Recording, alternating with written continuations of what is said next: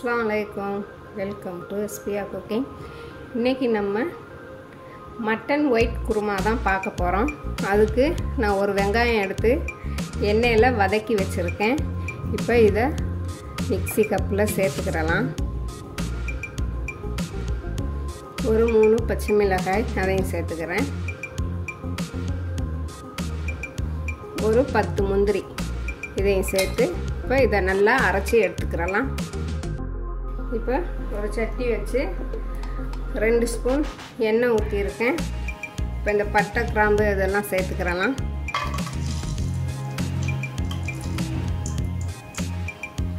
இப்போ ஒரு வெங்காயம் கட் பண்ணி வச்சிருக்கேன், அதையும் சேர்த்துக்கலாம்।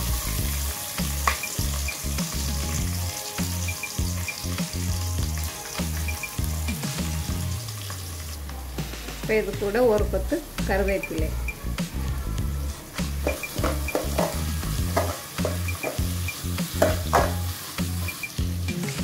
பண்டன் இலை,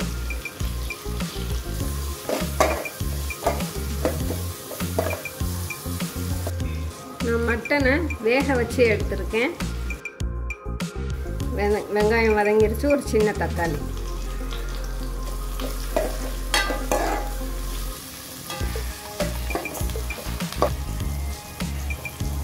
மல்லி இலை, கொஞ்சம் புதினா இலை,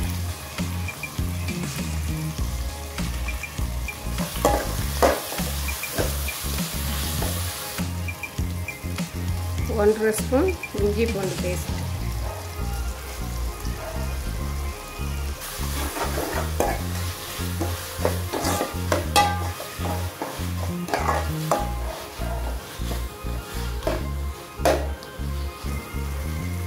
இப்போ அரைச்சி வச்ச பேஸ்ட்டை இதில் சேர்த்துக்கிறலாம்।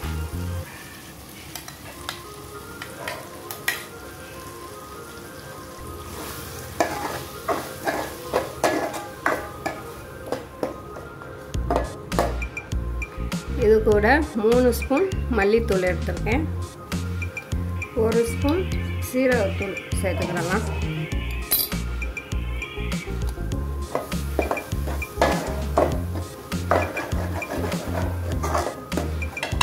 இப்போ மட்டனை சேர்த்துக்கிறலாம்।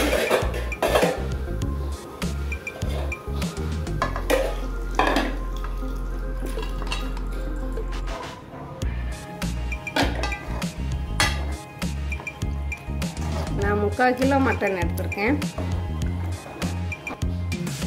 தேவையான அளவு தண்ணி ஊற்றிக்கிறலாம், உப்பு தேவையான அளவு। இப்போ நல்லா கொதிச்சு வரட்டும்। தேங்காய் வேணும்னா கடைசியை அரைச்சி ஊற்றிக்கிறலாம், ஆனால் நான் தேங்காய் சேர்க்க மாட்டேன்।